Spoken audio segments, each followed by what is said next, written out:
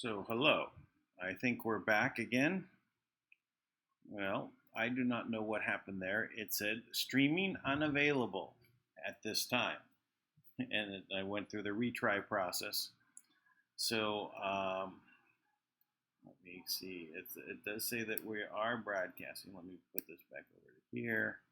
And sorry about that. Can someone, do I have anyone that's viewing currently? It's a good question. So I'm not exactly certain, but welcome back. I could go and check elsewhere, but I think what we're going to do is just continue with where we left off. So just because I don't, first, I don't know where it cut out, so I'm going to just go back a little bit. We had just gotten started, only a couple minutes into it. So let me restart. I said, welcome to the FrontLines. This is Dan Lutz, and we're in the battle against the deep state, against the Illuminonkeys, and all those that wish to enslave all of humanity for their own selfish reasons. And a little bit off on my intro, but it's okay. So what I've been noticing at the GOP convention has been a wonderful outpour of energy. And what I've also noticed was there was, I think, a great effort being made to bring in the black vote and also the youth vote. Now, the youth vote, I think, is very much represented by Nicholas Sandmann, the one that was at a Lincoln Memorial rally. Well, not a rally. I guess it was a rally for supporting life. And from Covington High School, they were on a field trip, and this American Indian, pseudo-American Indian came in, because there's some question whether he actually was American Indian. A lot of controversy. I don't know exactly, so forgive me if he was or wasn't. But what he did, there was a lot of things about him being a veteran he really wasn't. But he banged a drum in his face. The mainstream media took after this young kid, saying he was smirking, and this resulted in lawsuits. And now he's coming out on the other end. Nicholas Sandmann Nick is winning these lawsuits or settlements, and is a very rich kid, young man. So I recorded his speech for the GOP, and I want to go through it. I also let's go ahead and play this one. Let's see where things how it lines up here.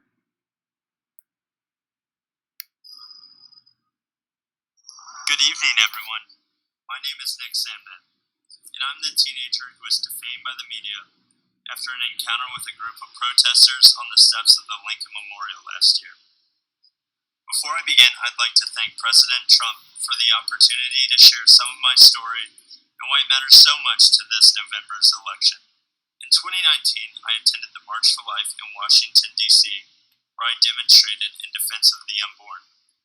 Later that day, I bought a Make America Great Again hat because our president, Donald Trump, has distinguished himself as one of the most pro-life presidents in the history of our country, and I wanted to express my support for him too. Looking back now, how could I have possibly imagined that the simple act of putting on that red hat would unleash hate from the left and make myself the target of network and cable news networks nationwide? Being from Kentucky, the birthplace of Abraham Lincoln, my classmates and I visited the Lincoln Memorial. I found myself face to face with Nathan Phillips and other professional protesters looking to turn me into the latest poster child showing why Trump is bad. While the media portrayed me as an aggressor with a relentless smirk on my face, in reality the video confirms I was standing with my hands behind my back, on my face that hid two thoughts. One, don't do anything that might further agitate the man banging a drum in my face. And two, I was trying to follow a family friend's advice, never to do anything to embarrass your family, your school, or your community. Before I knew what was happening, it was over. One of Mr. Phillips' fellow agitators yelled out, "We got him. It's all right here on video, and we won, Grandpa." What I thought was a strange encounter quickly developed into a major news story, complete with video footage. My life changed forever in that one moment. The full war machine of the mainstream media revved up into attack mode. They did so without researching the full video of the incident, without ever investigating Mr. Phillips' motives, or without ever asking me for my side of the story. And do you know why? Because the truth was not important. Advancing their anti-Christian, anti-conservative, anti-Donald Trump narrative was all that mattered. And if advancing their narrative ruined the reputation and future of a teenager from Covington, Kentucky, well, so be it. That would teach him not to wear a MAGA hat. I learned what was happening to me had a name. It was called being canceled. As in annulled, as in revoked, as in made void. Canceled is what's happening to people around this country who refuse to be silenced by the far left. Many are being fired, humiliated, or even threatened. And often, the media is a willing participant. But I would not be canceled. I fought back hard to expose the media for what they did to me, and I won a personal victory. While much more must be done, I look forward to the day that the media returns to providing balanced, responsible, and accountable news coverage. I know President Trump hopes for that too. And I know you'll agree with me when we say that no one in this country has been a victim of unfair media coverage more than President Donald Trump. In November, I believe this country must unite around a president who calls the media out and refuses to allow them to create a narrative instead of reporting the facts. I believe we must join a president who will challenge the media to return to objective journalism. And together, I believe we must all embrace our First Amendment rights and not hide in fear of the media, or from the tech companies, or from the outrage mob either. This is worth fighting for. This is worth voting for. And this is what Donald Trump stands for. Thank you all for listening to me tonight. And one more thing. Let's make America great again. There we go. So excellent. So that was Nick Sandmann. So let's look at what was he saying. He said that the media was not interested in the truth, and that is very true. They're only interested in their narrative. You know, he is so genuine in his what he's saying. I think this resonates with young people. They're going to listen to him. First of all, they're going to remember who he was from what happened, right? And when they hear his side, now he hasn't been really speaking out, right, because of the lawsuits and other things. But now we can hear, what he said. I'm sure it's within lines of what his lawyers have told him, what he could say or not say. But you can hear he was very genuine. He's growing up quick, and could see him running for office, representing the youth vote. It'd be good to have someone, a young congressman, that understood what the youth was going through. So I would encourage that. Mostly, I would say you need to have some years under your belt before you run for office. But in his case, he has experienced a lot of things already, and so this experience could be helpful in Congress to actually understand where the young people are. So I would encourage that. But you can see why I think that he is a much better representative of the young rather than, say, the AOC, right? So AOC, came into this through, we've heard Craigslist ad. I heard that she was spotted in a wet t-shirt contest. I've heard lots of things. I don't know what the truth is behind it, but the Craigslist answering ad in Craigslist sounds about right. So, does she represent what the youth of America are experiencing? I would say, in essence, that does occur. That there are. I'm going to bring so much indoctrination is going on with our youth at the schools. So let's switch this around here.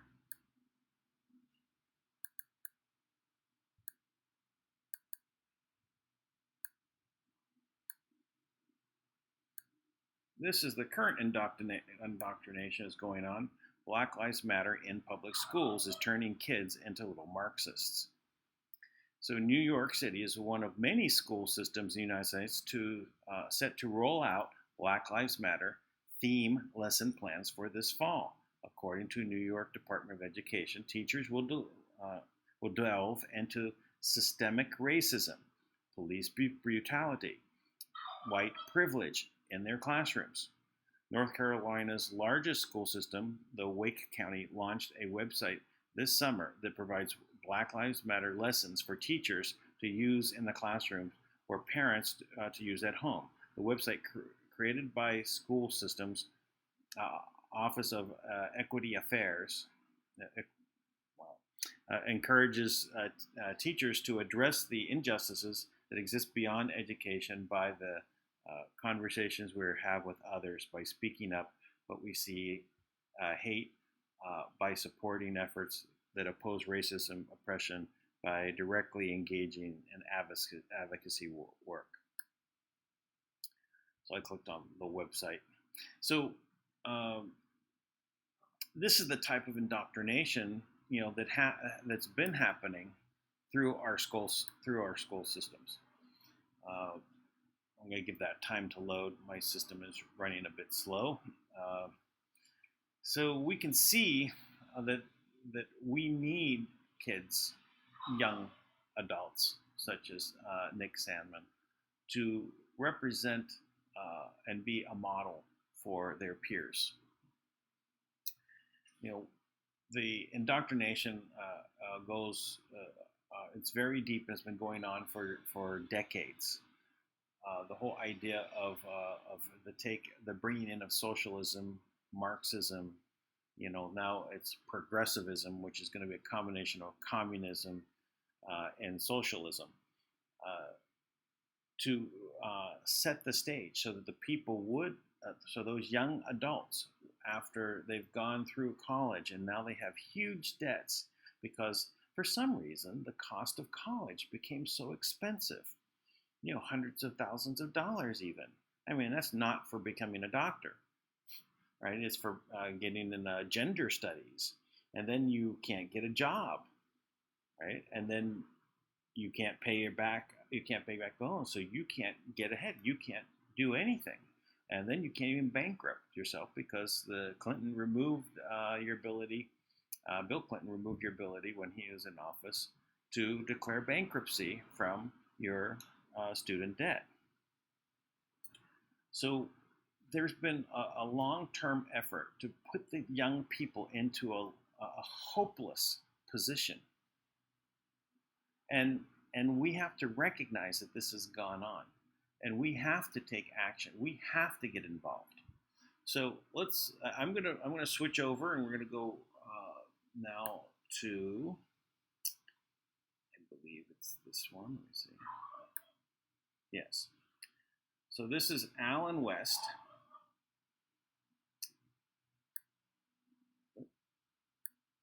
Just making sure.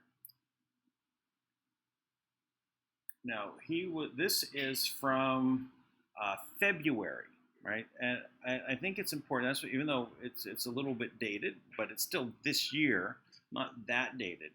But what he's talking about touches upon this issue as well as the black vote. So we're going to transition here.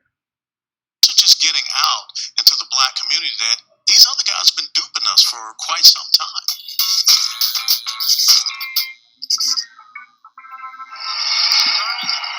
Great having you here. Look at these folks. They love Alan West.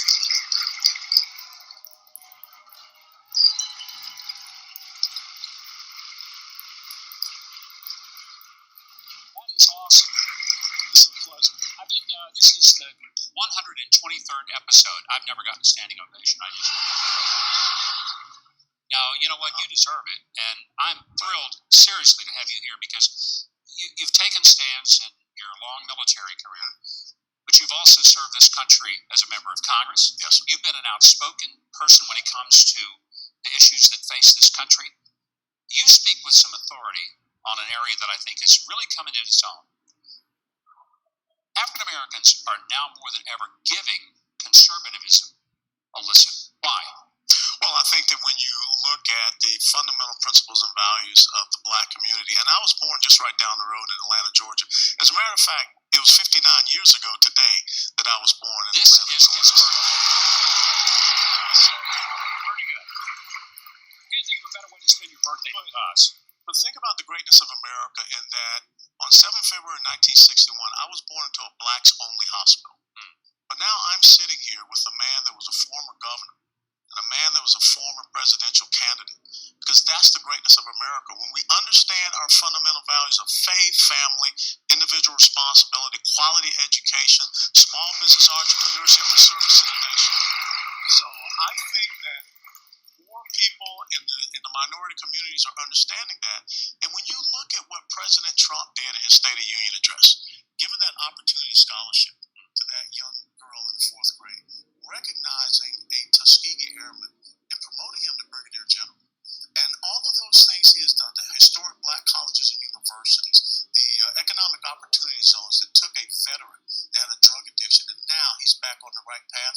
The message is getting out into the black community that these other guys have been duping us for quite some time. I thought. So I think it's interesting that the way he's presented this is that the black community has been duped, right? They reversed the roles. They basically said the Republicans were the racists. You know, the Republicans were founded on anti-slavery. That's how they came about, right? I haven't known anyone that was a Republican that was a racist, you know, coming out. You know, in fact, you know, this is it's such an interesting situation, is because, you know, though it doesn't matter how much the Republicans protest this, right? They say, well, I'm not a racist, I'm not a racist. You know, they'll point out like David Duke, who joined the party and then was cast out, right? But why don't they focus on, you know, the members of the Democrat Party that weren't cast out? Byrd, for example, who was one of the Grand Dragons in the Ku Klux Klan, and they give him accolades, and Hillary basically says he was a mentor, and so on, but this is never questioned. So it's very strange. But now he's basically saying that the black community has been duped by the Dems. Well, let's continue. A very powerful moment was his recognition of the First Step Act. There are a lot of people who have been incarcerated. There's some people that needs to be incarcerated, you know, dangerous people. But there's some people that were incarcerated for small crimes, but they didn't have good legal representation. They basically were thrown away. Alice Johnson, absolutely, is a great example. Nonviolent drug offender, was there for life because of harsh sentencing. The president's program, which was bipartisan, was able to give her a whole new life with her family again. That's got to be resonating out there. It's resonating in an incredible way. And I want to do this by comparison. Think about this. The quote-unquote first black president of the United States of America, Barack Obama, in April 2009, he canceled the D.C. school voucher program. But he sent his daughters to Sidwell Friends, a very prestigious school. Very private and very expensive. Very private and very expensive. But yet you saw the guy that they say that is a racist in front of the entire world give an opportunity scholarship to a young girl in Philadelphia, whose mother is doing everything she can for her to have the equality of opportunity in the this country affords. You are running for chairman of the Republican Party of the state of Texas, and I want politicians. So he's really pointing out that the hypocrisy between, say what Obama had done and what Trump has done. It's very valid, right, to point these things out, and it's really good to have someone who's well spoken that can with force. You can tell, always like Adam West, because he came right out of the military, and you could say he was cut very square, right? But he had power behind his voice. So let's listen. There, talk about his book a little bit. Hold Texas, hold the nation. I mean, a lot of us are looking at Texas. It's scary over there. It used to be a very conservative, solid red kind of state. What's going on in Texas? So big concerns. In 2018, the Republican Party in Texas lost 12 state House seats, 2 state Senate seats, 2 U.S. congressional seats, 56 judgeships. You know about Fort Worth, Tarrant County. Yeah. O'Rourke, he won Tarrant County. Ted Cruz didn't even win Tarrant County. What is happening in Texas is much the same as you have seen in Nevada or Arizona, Colorado, New Mexico, and Virginia. Is that people are fleeing from these failed economic states, and they are coming to states like Texas and others where there is great opportunity for economic growth and prosperity, but for whatever reason they're coming still with those same failed policies and beliefs. And then also on top of that, you look at our college campuses, our university campuses, and now even down to the middle school level. I think that one of the most important elected positions in the country, the school board. But absolutely, but the position that has the least amount of voter participation is school board. So we've got to start making sure that we get those fundamental principles and values back into our education. Really weird how the audio is going up and down. I apologize for that. It was fine when I played it before. For some reason, it's jumping up and down. But what he's saying is that from these failed democratic states, the people are fleeing. They're leaving, right? They've been doing this for quite a while. People have been leaving, I'd say 10 years, right? I told you the story, this is from even like 7 years ago, maybe 6 years ago, in Los Angeles, a baker who was, run out by the city of Los Angeles. He would never go back to Los Angeles because of the city government. In fact, California, he left the state. But when they leave the state, they continue to vote for Democrats and the same kind of policies that caused the previous state to fail. So it's almost like a virus or a cancer. It spreads, right? And and there has to be an inoculation for people to wake up and realize that when they leave, they should think, well, what's happened? Why are they leaving? Why did it become bad? So, all right, and then also he also mentioned that that in the schools, people are not participating in going after the school board, and this is probably the most important, because this is where our kids are now being indoctrinated by these Marxist ideas, right? So this is overt, not covert anymore. It's overt. They're telling you that they're going to be doing this and that they are Marxists, and they're coming and they're indoctrinating the kids. And so the teachers' unions are part of this big debacle, right? Now that they want all this extra money in this bailout, and they don't want to teach. It's very ridiculous. So, well, we'll stop there. Let's go on. So this is the next one. This one.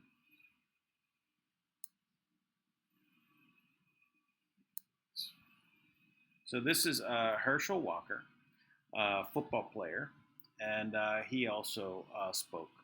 And so this is a excellent, because he's a friend with Donald Trump. So, and this is going back, I think he said 20 some years, and the personal experience he has, you could tell that Donald Trump is not a racist. If this is his friend. Actor, a singer, or a politician. I'm Herschel Walker. Most of you know me as a football player, but I'm also a father, a man of faith, and a very good judge of character. I've known Donald Trump for 37 years, and I don't mean just casual ran into him from time to time. I'm talking about a deep personal friendship. I watched him as an owner of a professional football team. Right after he bought the team, he set out to learn. He learned about the history of the team, the players, the coaches, every detail. Then he used what he learned to make the team better. I watched him in the boardroom. He can be in the middle of a big meeting, but if one of the kids was on the phone, he dropped everything to take the call. He taught me that the family should be your top priority. I watched him treat janitors, security guards, and waiters the same way he would treat a VIP. He made them feel special because he knew they were. He understands that they are the people who make this country run. They clean, they cook, they build, they drive, they deliver. He told me, Herschel, make an effort to get to know people. Remember their names. That stuck with me. One time, I planned to take his kids to Disney World with my family. At the last meeting, Donald said he'd like to join us. So there he was, in a business suit, on It's a Small World ride. That was something to see. It just showed you what a caring, loving father he is. It hurt my soul to hear the terrible name that people call Donald. The worst one is racist.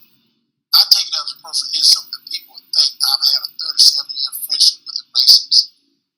People who think they don't know what they're talking about. Growing up in the deep South, I've seen racism up close. I know what it is, and it isn't Donald Trump. Just because someone loves and respects the flag, our national anthem, and our country, doesn't mean they don't care about social justice. I care about all those things. So does Donald Trump. It shows how much he cares about social justice in the black community through his actions. And his action speaks louder than stickers or slogans on the jersey. He keeps right on fighting to improve the lives of black Americans and all Americans. He worked night and day. He never stops. He leaves nothing on the field. Some people don't like his style, the way he knocks down obstacles that get in the way of his goal. People on the opposing team didn't like when I ran over them either. But that's how you get the job done. I pray every night that God gives him more time. Give him 4 more years. He has accomplished so much almost all by himself on a constant attack. But there's still more work to be done. If you love America and want to make it better, Donald Trump is your president. He's my president. And I'm blessed to call him free. So there you go. So, so not only, a 37-year friendship, right? And he also made note that, while he was knocking players over on the football field, they didn't like him because they were being knocked over. And Donald Trump is knocking them over, and they don't like him.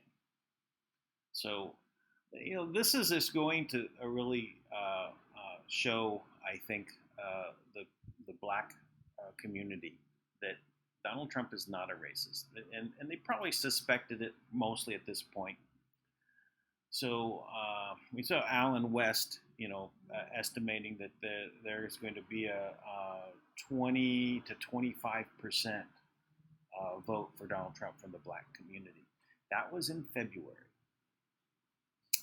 I would say it's actually going to be higher than that. I'm going to shoot for 40%. Because, he's just done so much, and he keeps doing it, and we'll go to the next one. Let's round this out. So this is Vernon Jones, and he's speaking at the GOP convention. My name is Vernon Jones, and I'm a state representative from the great state of Georgia. As you can see, I'm a man of color, and I'm a lifelong Democrat too. You may be wondering, he's a Democrat. Why is a lifelong Democrat speaking at the Republican National Convention? And that's a fair question. And here's your answer. The Democratic Party does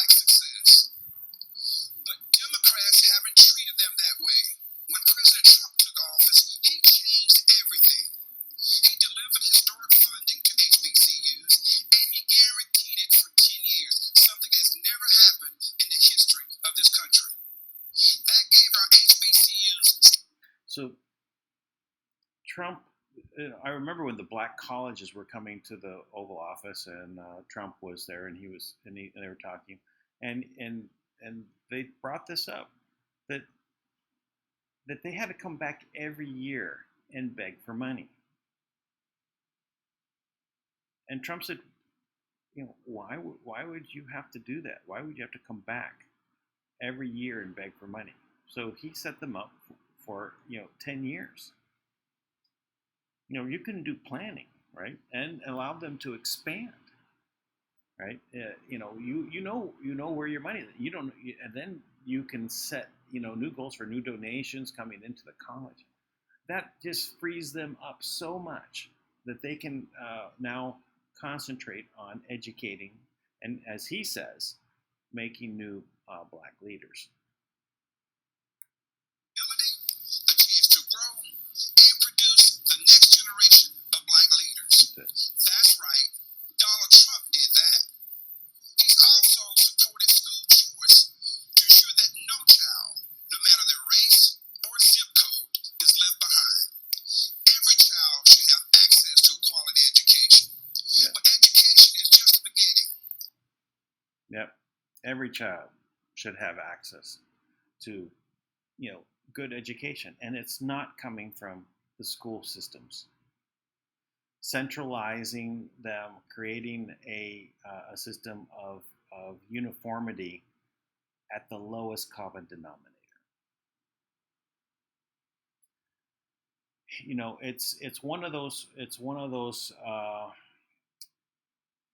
things we have to be really concerned with, is how do we educate our children?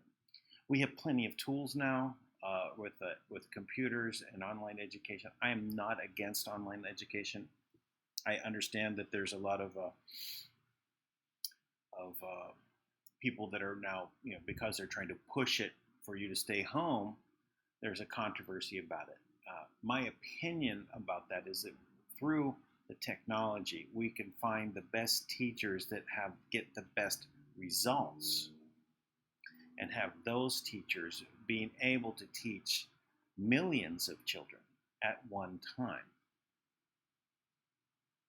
There are, I found in looking into, say, mathematics and things like that, I tend to go back and refresh my mind, because it's been so long since I was doing,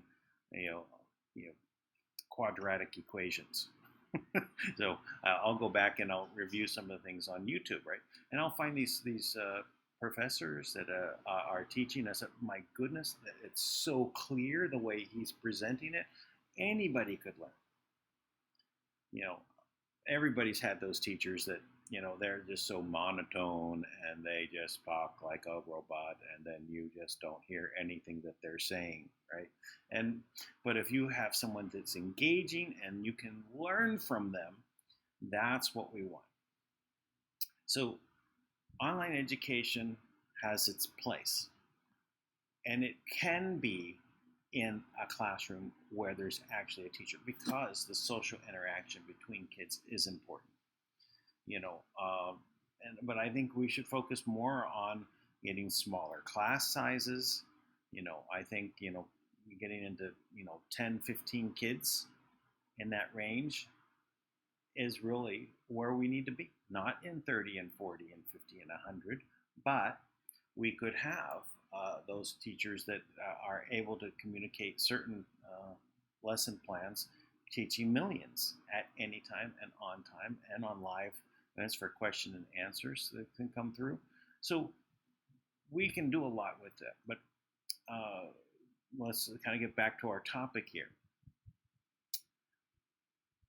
This movement that's happening right now, it's not about Democrat and Republican. I voted Republican, my whole life. I was a Republican until I think it was 96, and then I got out. Why? Because they didn't do what they said, right? It was bogus. So both the Democrat and Republicans have not been the party of anybody's people. This has been a setup. It's been a controlled system. What we're doing right now is we're taking over the Republican Party. We are picking our champions, the few that are in there that are fighting. Jim Jordan, for example, Gates. You know, we have so many that we're seeing show up. Well, so many, half a dozen, maybe a dozen, and they're doing the work. But we've got to get in there and we've got to take over all of the positions, not just in Congress, but in the school boards. We've got to vote Republican in putting our own people. We have to take over one party. We can't. The Democrat Party is too far gone. They are not. They're not even who they are. I mean, is it the Democrats from 40 years ago would look at this party and say, that's not the Democratic Party. From 30 years ago, they'd look and say, that's not the Democrat Party. From 20 years ago, they'd look and say, that's not the Democrat Party. From 10 years ago, they say, oh yeah, I see that coming. But, you know, that's just a small minority. No, they've taken over. The Democrats were already taken over. Now, we need to really focus on being Americans. You know, we can have an eye out towards working with our neighboring countries around the world. Everyone's a neighbor, whether it's like, you know, China or the Philippines or India.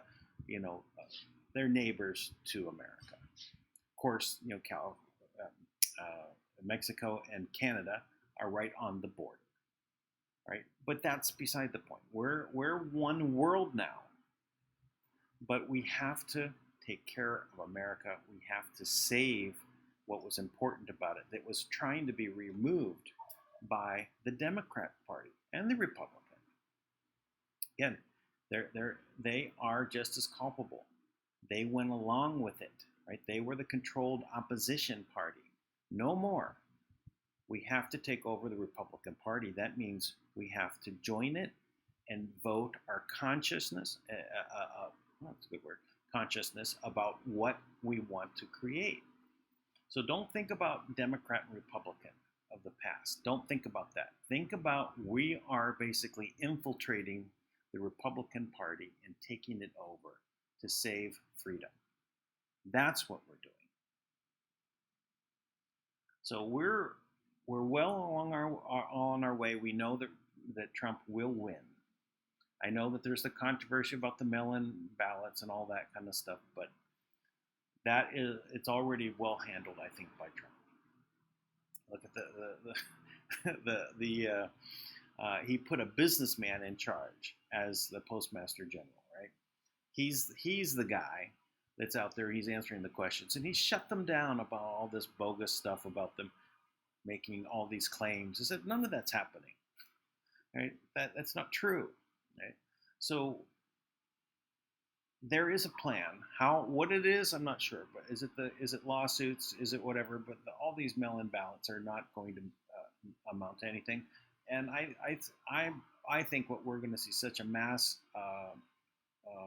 amount of people leaving the Democrat Party because who wants to basically destroy the country? It's such a small amount as a percentage of people, right? It's 3%, right?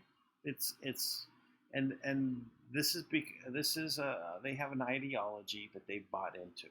Now, that ideology is bankrupt. It's never worked anywhere. It's resulted in hundreds of millions of people dying by that implementing of that type of government. People die, and they're making that plan for America. They were saying, yeah, the people are going to die because they're not going. We're going to put them in re-education camp. If they're not educated, people have to die. You know, they know what they're doing. They understand. This is a war. It's not something you can sit idly by and just let it go. We have to take action. We have to do our part. So, in doing a part, like this video, share this video. Right? Get this information out there. You do your part. I'll help you. You need help doing a video? I'll come on and we'll talk about politics. We'll talk about what's going on in the world. Whatever you need, you know, you start.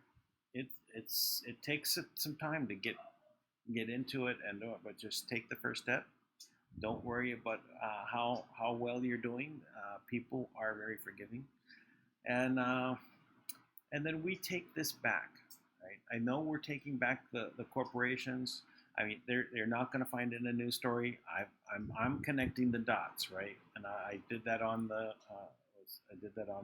episode from yesterday, 2 days ago.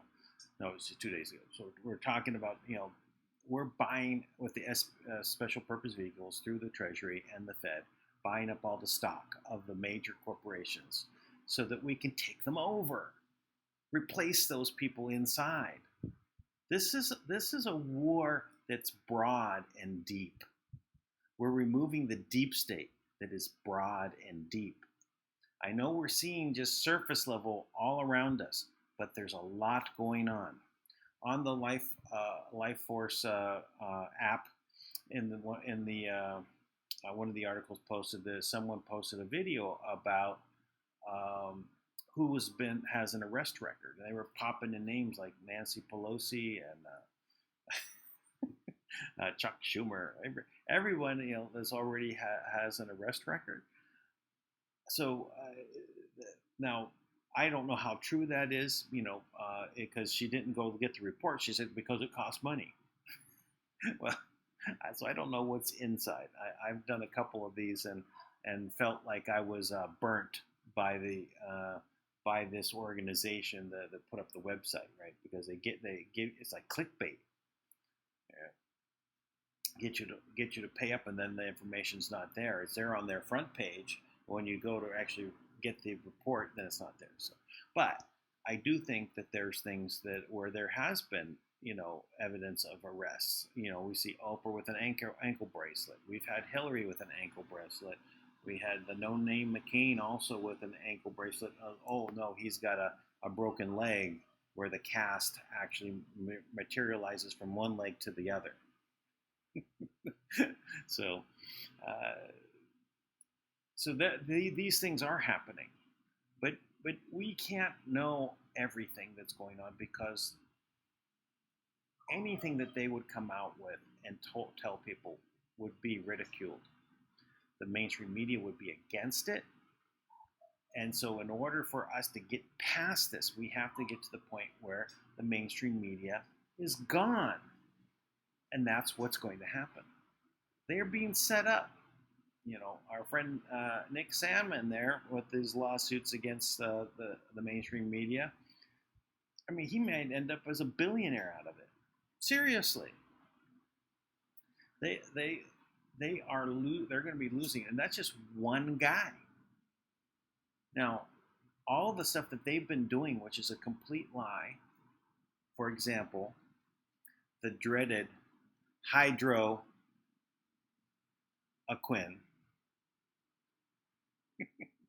That was not very hydrochlora.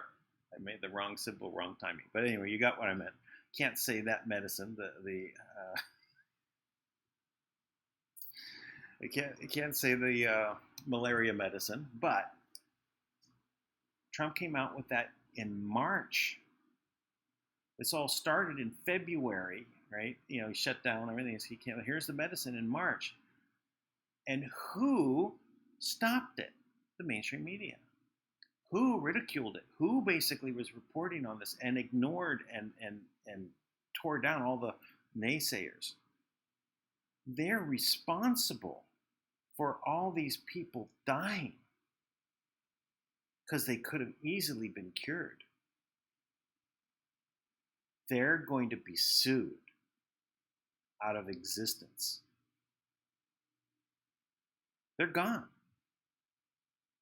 We're going to see, just like the FDA did the other day, the FDA came out and said, convalescent plasma, emergency use, it works. It brings down the mortality rate 35%. So, the mortality rate right now is 0.04%. Not even 1%, right? It's 0.04%. So this is tiny, tiny, tiny percentage. Of those people that died, now with Convalescent Plaza, 35% of them would have lived. What happens when the malaria drug is now made an emergency treatment because it's proven to be a cure at 98% effective? That small percentage now has 98% of them living. The mortality rate drops to 0.0000004, whatever. They are screwed. People are they're going to be sued every which way because they hid this medication. All of the ones that are against it, whether it's in the health organizations, they will all be sued. They are going down. This is the modern warfare. We are in a war like none other that we've ever seen before. Never seen this kind of war before. And this is a war. People are dying. It's no joke. We have to be willing to get onto the front lines and do our part.